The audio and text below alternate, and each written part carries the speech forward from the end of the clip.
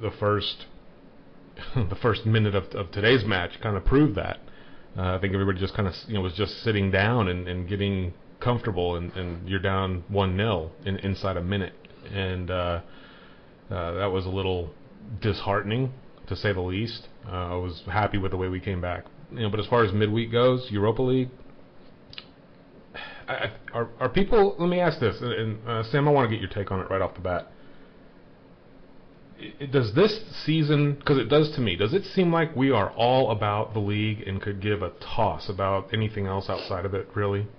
Well, I don't know. I mean, I kind of from a team perspective, not from a fan perspective. Last year I would have said yes, and then he went and fielded that was a pretty strong lineup against Anderlecht, all things considered, and I think the European fixture before that was a pretty strong fixture, and I think maybe originally, like last year, it didn't really seem like that we had that great of a focus. So I don't know. I think so. Pac's saying it's an important tournament. Maybe this is a good question to ask Vass, as somebody who was there at '84, who watched Tony Parks, make that incredible save, who understands what winning Europe is about. Yeah. What does this tournament mean to you, Vass? I mean, do you think we should be spending a lot of time and effort and focus here? Absolutely. The game's about winning trophies. Now, I understand that a top four finish in the Premiership gets you Champions League participation, and we really enjoyed our journey in 2010. But at the end of the day, that's all it is. It's participation. I'd love to be in it. I'd love to take on the likes of Inter Milan, etc. again. However, I'd like to see trophies in the cabinet. We've not won the FA Cup for 24 years. I mean, we've never gone that long without winning the FA Cup, as far as I can recall. Okay, admittedly, we've lost a lot of semi-finals in recent years, but we never used to lose semi-finals either. But this is the way it's gone, seemingly. To get a trophy in the cabinet, I think, is critical. And I also agree with Sam. I think Pochettino is taking the tournament a lot more seriously this season. I don't think he's ever fielded such strong lineups as he has in the away games at Anderlecht and Monaco, which makes the defeat all the more frustrating, because I think against Anderlecht the other night we started great. It felt like we were in total control of the game, and the team makes a mistake at the corner, quite sloppy piece of defending, Anderlecht get a goal, they suddenly wake up, their fans wake up, and we spend the rest of the game on the back foot. And although we kind of got back in it, we didn't really create too much. They get a second, and then the game is just slipping away against us, and we're playing against the clock. Really frustrating defeat the other night. But to answer your question, yeah, I think the tournament means a lot. I think we should go for it. It hasn't done Sevilla badly. 2 recent victories in this tournament. And of course, it does get you the Champions League qualification anyway now. So right. I don't see any reason why we shouldn't go for it. Agreed. Well, it's interesting. Unfortunately, I didn't get to see the game. I just saw the notifications, and there were 4 notifications. We scored, they scored, half-time, and then full-time. And so that was a bit You didn't frustrating. Miss much. No, you really did. But it's interesting. Here we are talking about how unbeaten run in the league, and it's now 9 games.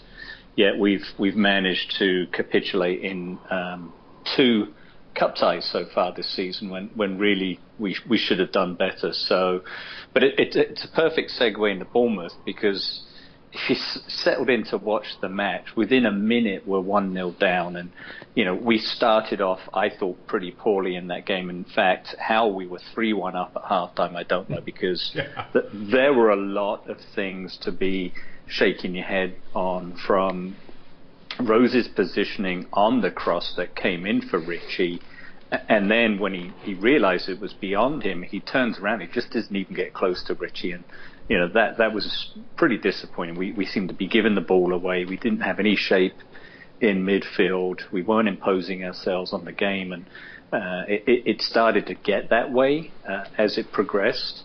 But if it hadn't been for Boric and his best Bruce Grobbelaar impressions, it would have been a bit of a struggle for us on the South Coast. And he pulled off a couple of decent saves, I think, 2 from Toby. And really, we could have had another penalty because he did pull down Kane. He did.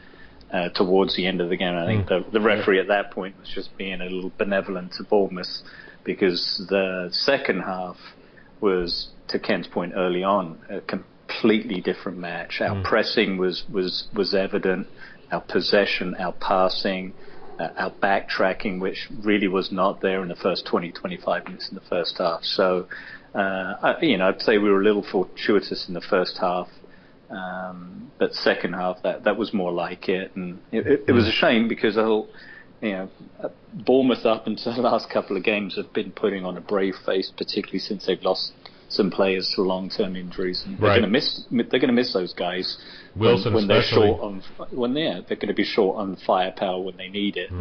Let's face it, that's the first of the big teams to come down to their place. I thought it was a very small pitch. I've only been there once, and many years ago, before they even had the stands like they had. I just recall there being a lot of open.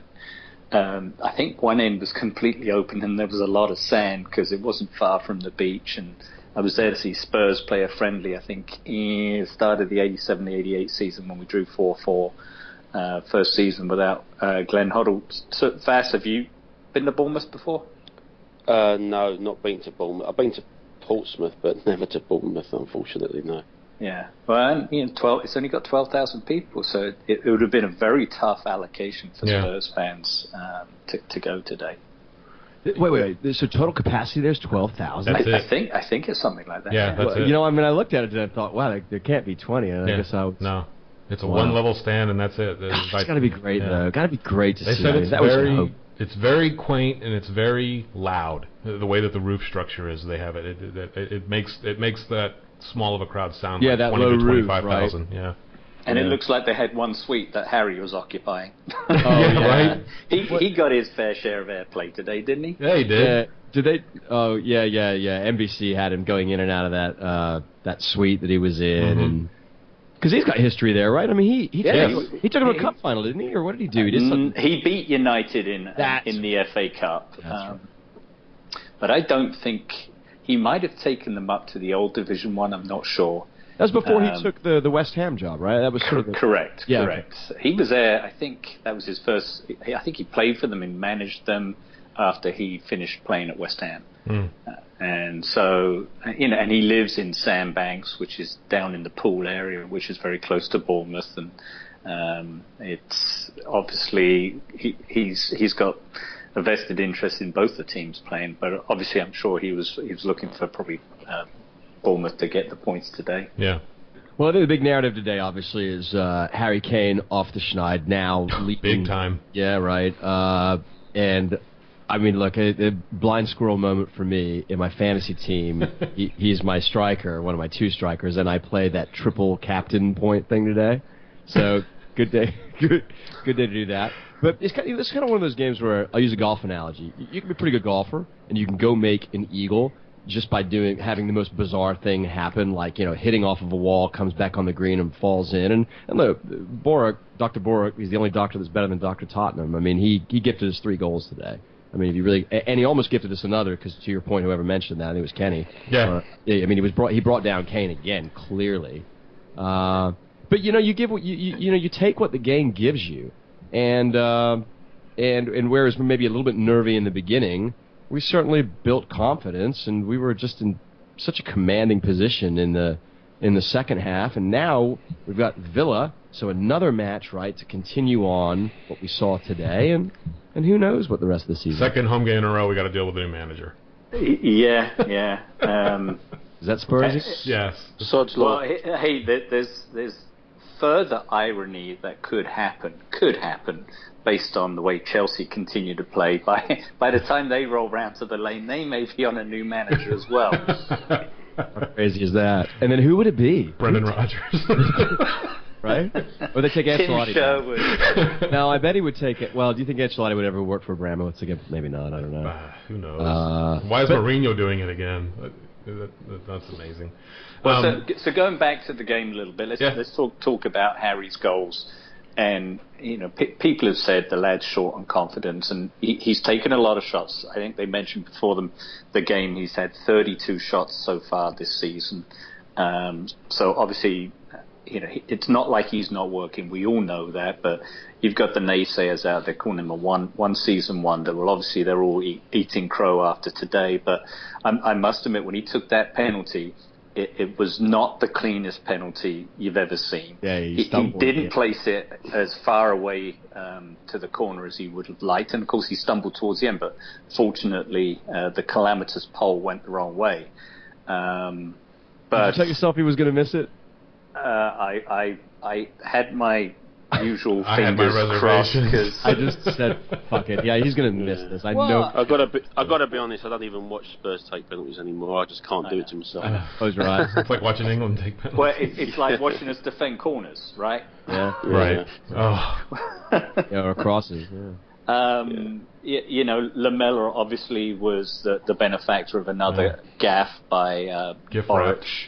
Totally gift wrapped. And Harry got the deflection from I think Toby's header in the second half. Mm-hmm. So, but it was just a tough day for Boric, a great day for Harry, and we really shouldn't be overly concerned with their goalkeeper and our stroke of luck. Every now and then we need some luck. We've talked about it too on the show that if you want your keeper who's maybe been struggling to play an absolute blinder, have your fixture fall in Tottenham's lap that week. Well, we've had some, yeah. God, we've sat over and over and over again the past 2 or 3 years. It seems like, Tim Krul comes to mind in that Newcastle match at the Lane, where what was it, 14 or 18 shots on goal, and I mean it was horrible. I mean, watching some of these things that should have gone in just would not go in, and he was making remarkable save after remarkable save. But we've also talked about how, in the big scheme of things even out, and thank goodness, finally a keeper just plays an absolute slog of a game. And you could really see it in the second half. We were simply the better team. Just simply the better confident. Team. Like a player like Lamella, for example. When he doesn't have confidence, it's painful to watch him. But he had it today, and he's prancing around. It's like he runs more upright. It was a bit tough to see, but on that far right side in the second half, he did some pretty sublime things on that touch line. Yeah, it's a red letter day for Tottenham when Dembele and Lamella score in a game. Yeah, right. Yeah, and it's so funny. The announcers the had same said game. They had said the knock on him, and I'm really glad you brought this up because it's a great topic because everybody who plays around him in training says he's ungodly. Yet as a player, I mean, his record speaks for itself. I mean, he's had 90 matches at Spurs, and he scored prior to today 3 goals. Now he's got 4. Crazy, right? That he's spoken so highly of, yet it's taken him, and I saw a quote that he made this week saying, it's really taken me a year to figure out what the boss wants. But I mean, we've got good players on our team that think the world of him. Oh, yeah.